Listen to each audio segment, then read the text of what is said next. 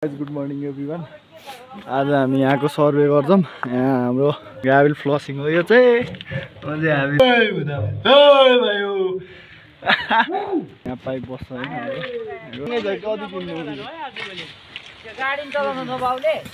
Machine share गर्दैछ एकजनाले। कसैलाई कसैको मतलब छैन, सबैजना आफ्नो काममा व्यस्त अस्तव्यस्त छन्। म भने हामी चाहिँ भ्लग बनाउँदै बसेको छु। गरेर सबजना आफ्नो धुनमा जाने गयो। लाइफ भनेको यस्तै हो क्या, सबै ठाउँमा आफू बिजी हुँदै बस्छन्। म आउँदा चाहिँ यसको फर्स्ट फाउन्डेसन मात्रै गरिदियो। यत्रो काम भइसक्यो। यसको त अब लास्ट वाल बाँकी छ। यसको लास्ट वाल बाँकी छ। आज फर्मा ठोक्दैछन् अनि आज नि यसको सकिन्छ काम। अनि त्यसपछि अरू सकिसक्यो।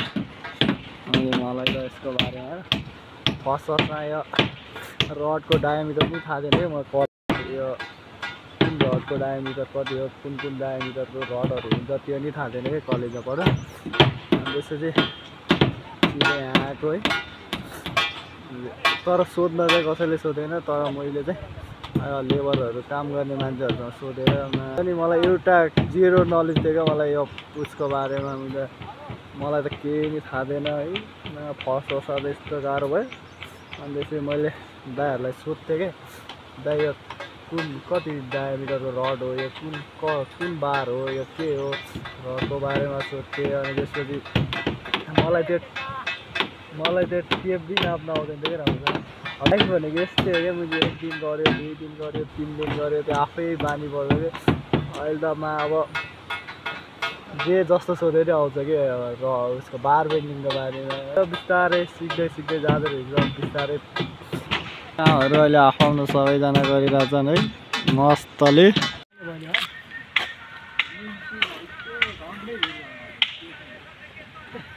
भाइ पनि उसको दाल सेसिन राख्यो ट्याक्कै दाजुभाइ। अब बोलाएर खाना खाँदा रहेछन्। इन्जिनियर बुढाहरू माथि गएको रहेछन्।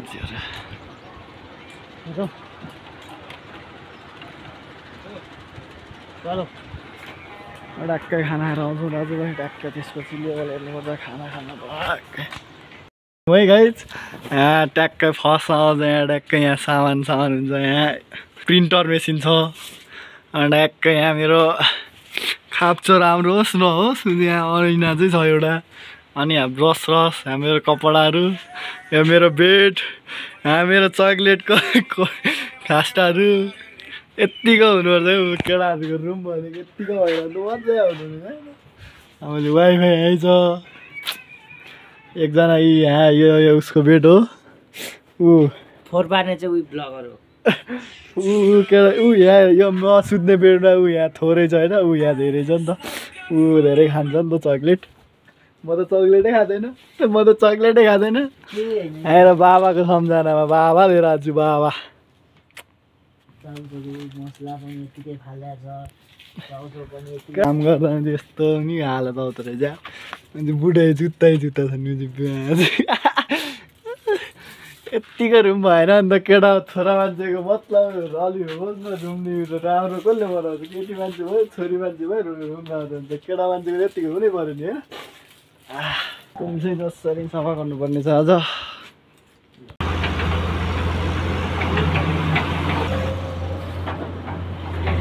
अब यो पानीलाई यहाँबाट खन्न लाएर यहाँबाट खनेर यो पाइप हाल्नु पाइप।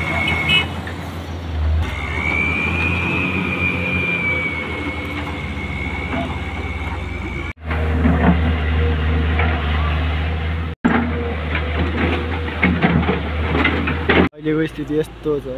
म त यहाँ मैले त चप्पल लाएको छ किनकि चप्पल लगाइसकेपछि के यस्तो हिलोमा गयो भने त म डुबिहाल्छु तर। दुईजना स्टोर किपर चाहिँ आएको ठेकदार। म चाहिँ आएको मालिक भनेर भन्छु के गर्नु। अब हाम्रो यहाँ ट्याक्कै पाइप बस्छ जिआई पाइप। त्यहाँदेखि सर एउटा जिआई पाइप बस्छ हाम्रो यहाँ है।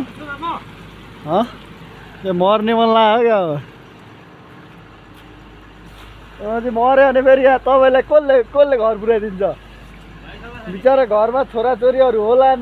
अब हामीले पो बिएसए गरे होइन हामीलाई पो जहाँ जे गरे भयो मतलबै छैन बिचरा हामीले अब हामीलाई हामीलाई फ्रिडम हुन्छ किनकि मलाई त बिहे गर्न कुनै डरै छैन बिहे नि गर्दिनँ होला अब तपाईँ त छोराछोरी छन् यार त्यस्तो नगर्नु न घरमा पापा छोराछोरी छ होला अब बिहे गर्दिन छोराछोरी छैन भन्दिनु अब के भन्नु त्यही त क्याम्पमा आउँछ नि भात खानुलाई क्याम्पमा त त्यस्तै हो तर हो साँच्चै हो यो कुरो त झुट बोले होइन तर म बिहे नै गर्दिनँ कि जिन्दगीमा जाऊँ न त ल म बिहे चाहिँ गर्दिनँ यो त सत्य हो एकदम राम्रो मैले अघि नै राम्रो छ भने होइन दुःखमा चाहिँ दिन जाने खानु बुढो मान्छेले यहाँदेखि हाम फडालु न ल म भिडियो बनाउँछु यहाँदेखि हाम फडाल्नु मैले पो अब बिहे चिया गरेँ होइन हजुरले त गरिसक्नु हो हाम फडालिदिनु क्या एउटा कसै यार भुत आयो भने त लग्यो भने त मलाई कहाँ लग्यो हेर त यार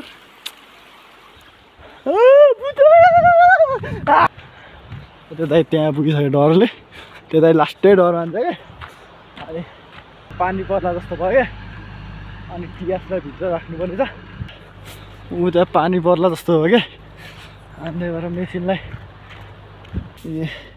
खुट्टाको हालत यस्तो भइसक्यो कपडाहरू नि धुने मान्छे बनाऊ भनेको कोही नि पट्टिदिँदैन रानीहरू एउटा रानी पट्टा नि हुन्थ्यो तर के गर्नु चोब्ला न चोब्ला प्रियङ्का चोब्ला भने जस्तो नि अनुहारलाई कसले पत्याउँथ्यो र जिन्दगीमा केटा मान्छेलाई अब कुनै केटी मान्छे राम्रोसँग बोल्छ भने होइन मैले त्यहाँ मसँग पट्टिन्छ भन्ने हुन्छ तर भित्रदेखि तर खोइ अब त्यो केटीलाई कस्तो फिलिङ्स आउँछ नि त हामीमाथि अब एउटा फिलिङ्स कस्तो हुन्छ भन्ने हुन्छ तर मलाई एउटा केटी राम्रोसँग बोल्छ आयो गर्छ मस्किन्छ भने केटा मान्छेले त्यही सोच्छ यो फिक्स पट्टिन्छ क्या 100% पट्टिन्छ अनि केटा मान्छेले त्यो केटीसँग लाइफ देख्छ क्या अब आफ्नो यो केटी भयो भने बिहे गर्छु नगर गर्दिनँ भन्ने हुन्छ है केटा मान्छेलाई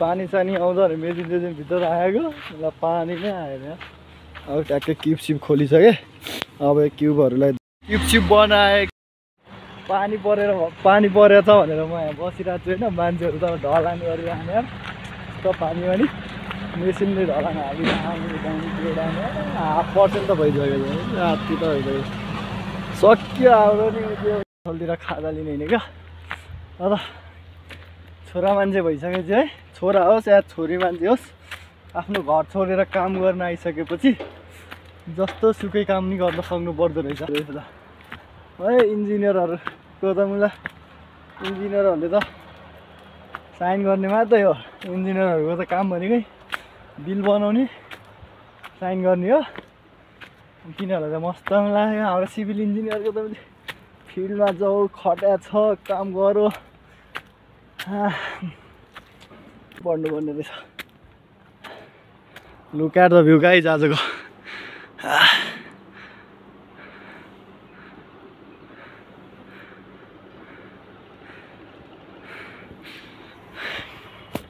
लास्टै भोक लाग्छ यार दिउँसोतिर त खाजा साजा खानुपर्छ ढलान छ मेरो धेरै काम छैन क्युब बनाउनु छ क्युब सिप त अब यस्तो पानीमा कसले बनाउँछ यहाँबाट देखिने भनेको यति घर हो कि यस्तो अल्छीलाई चाहिँ यही गाउँ भनेको यो तल खोला छ मुजी यहाँ गाउँ ऊ त्यहाँ चाहिँ अलिअलि घरहरू छन् ऊ यहाँ माथि पसल छ बोक लगाएर खाजाले खान आएको होला